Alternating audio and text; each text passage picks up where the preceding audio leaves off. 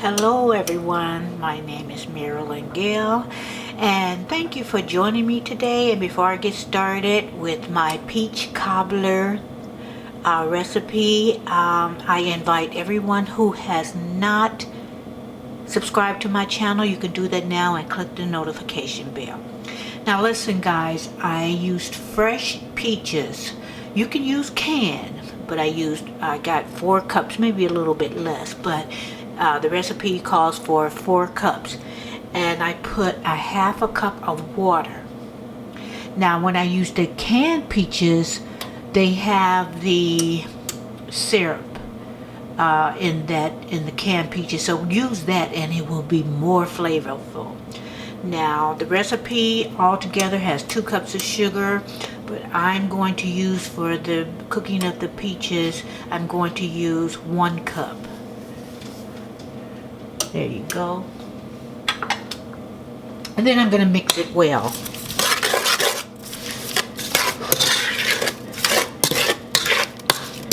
And I'm supposed to bring this to a boil. Guys, I'm going to put a little bit more water in here. I know it calls for half a cup, but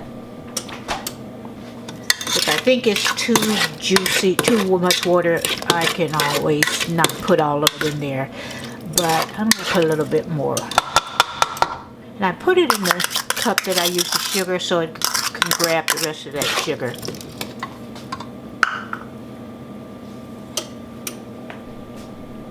Okay guys, I'm going to put, I would say a tablespoon. You can use more or less, but I like mine to be real cinnamony. Then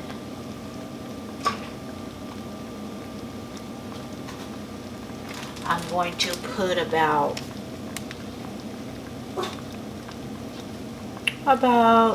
3/4 to a 3/4 teaspoon or even more. So I'm going to do that.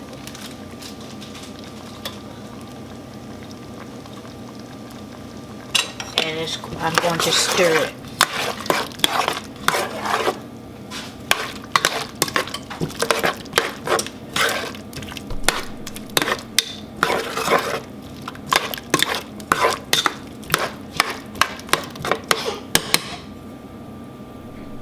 Okay, it came to a boil.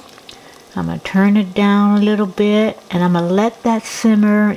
I like my peaches a little more cooked when they're fresh peaches. They call it for 10 minutes, and but I let it cook more. So I'm going to do it like 13 to 15 minutes. It's supposed to simmer, so let me cut that down. Okay.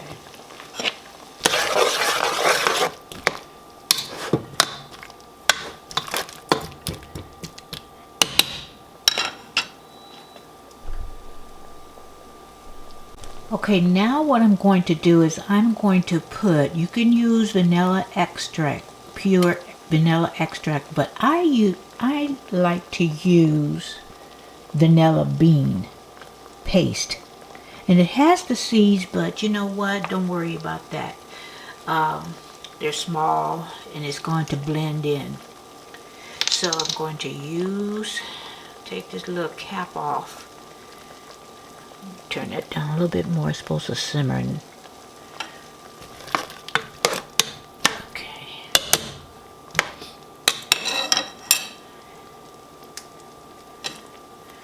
I'm going to use about a teaspoon. And that's going to be really good, that vanilla paste.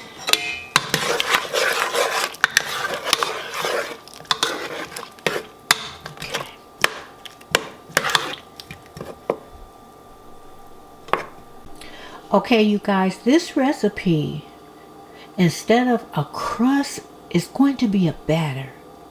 And to make this batter rise, you're going to need self-rising flour. I don't have any because I don't use self-rising flour. So I'm going to show you how to make your own self-rising flour. So you need a cup of flour. Okay. And you need 2 teaspoons of baking powder. Oh, let's see.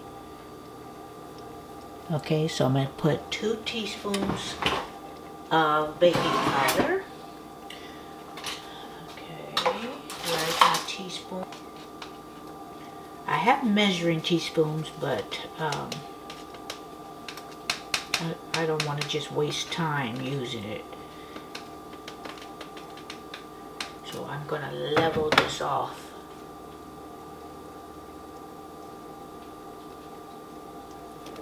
Okay, and then we're going to use a half a teaspoon of salt.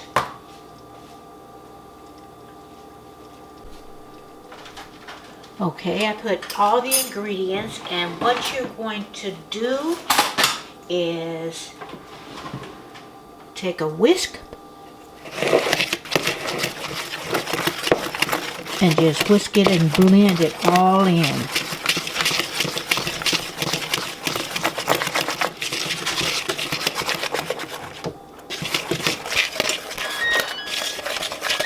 That's my timer for my peaches. Okay guys, what I did was I put 8 tablespoons of butter, and I'm going to put that in the oven to melt. And while it's hot, I'm going to spoon in the batter that I'm going to make. So I'm going to make the batter now. Okay guys, and what I did to make the batter, I used the flour, and I needed a half or more, another half a cup of flour for the recipe.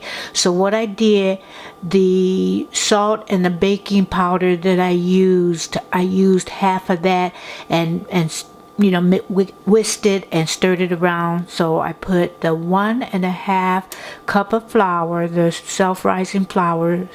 I used 1 cup of sugar, and I used a cup of, let me see, was that a cup? A cup of milk. And it's going to be this consistency. See how that is? And I put the butter, or I used Smart Balance or any butter substitute. I put that in the oven to melt. Okay, so right now just make sure it's not lumpy, so that's fine. Okay, so the butter is nice and hot, and what I'm going to do is pour the batter into the melted butter.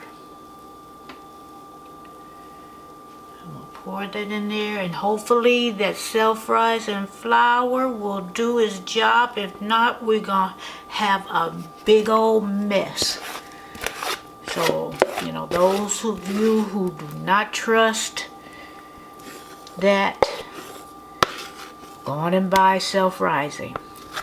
You will not see this if it didn't work out. If you're looking at it, it turned out. Then what we're going to do is we're going to spoon the fruit, the peaches. And you can use any kind of fruit, you know, blueberry, blackberry. If you want to do that, that's fine. But for those who want some peach cobbler, see that? That's going to be good.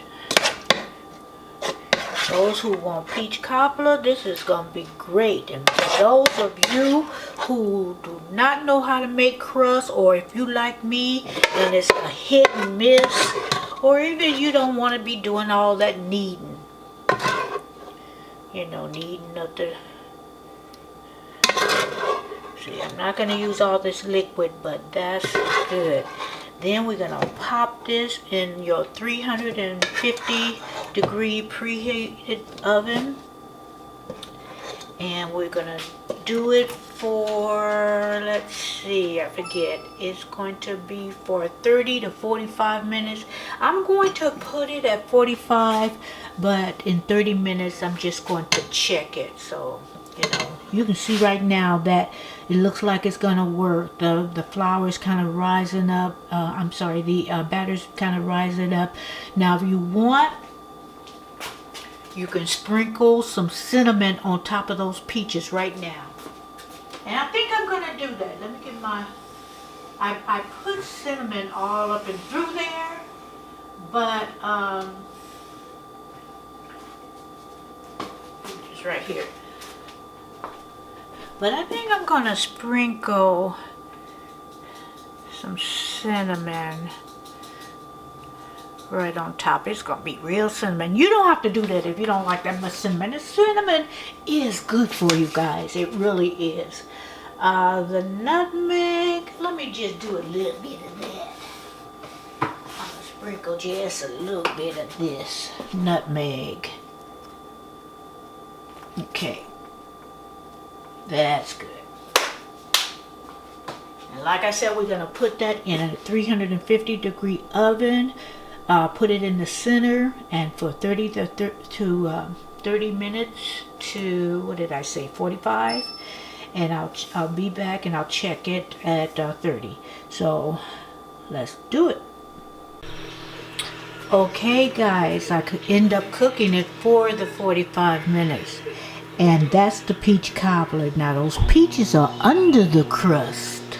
So you just get you a big old scoop of that crust, well actually the batter that rises over the peaches, or you can put the peaches in the middle and put the, you know, the batter all around it, whatever way you want to do it.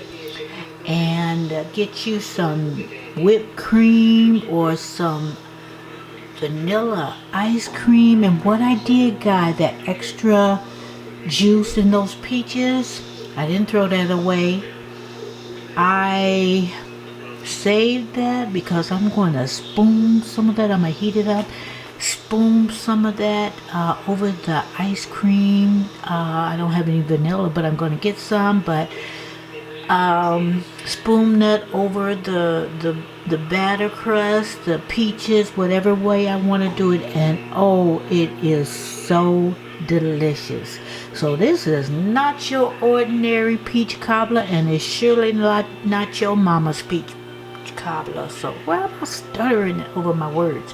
Anyway, it is delicious. I'm going to let it cool off a little bit, and then I am going to eat me a little bit, and then go get me some vanilla ice cream.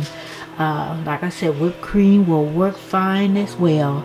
So anyway, thank you guys for joining me, and it did work out. My self-rising flour that I had to create, it did work out. So let me know if you guys are going to try this recipe, and if you did, how did you like it? Because it is better than rolling out that dough and you know, putting it, making little strips and putting it over, or it's just better than you know, making a homemade crust, to me, in my opinion. Anybody can do it. You guys out there, try it. You know, you can make peach cobbler. Follow the recipe, and like I said, to taste, put your cinnamon. I like lots of cinnamon. I like my nutmeg. I use my vanilla paste and vanilla bean paste, and it, you know, and if you want to, you can even put a little bit of that vanilla bean paste in your batter and stir it up. Get more of the vanilla flavor. So I'm going to end this now, and like I said, comment whether you made it or not, and Share it out if you want, you know, to people that like peach cobbler that's not too good with making that crust. This is especially for you guys who don't like to make crust or can't. So anyway, guys, well, I think I'm going to taste it. I think I'm going to taste just a little bit of it. So, let's see. I'm just going to taste just a little bit, take a little bit of that. I'm not going to pour the juice over it right now. I think that may be too hot for me to taste, but let's see. You know, I think it would be better if we put some juice on there.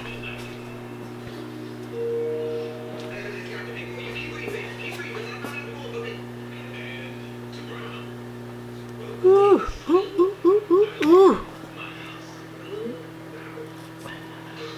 You don't have to make this much batter either. You can just, you know, stick to the 1 cup. I put 1.5 cup and then adjust the other ingredients.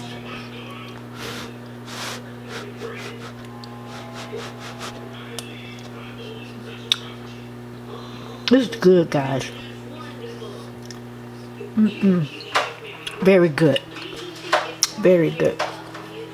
So anyway, I'm gonna go. I'm gonna let it cool off a little bit more and then I'm gonna get me another serving. Thanks for joining me, guys, and have a good weekend.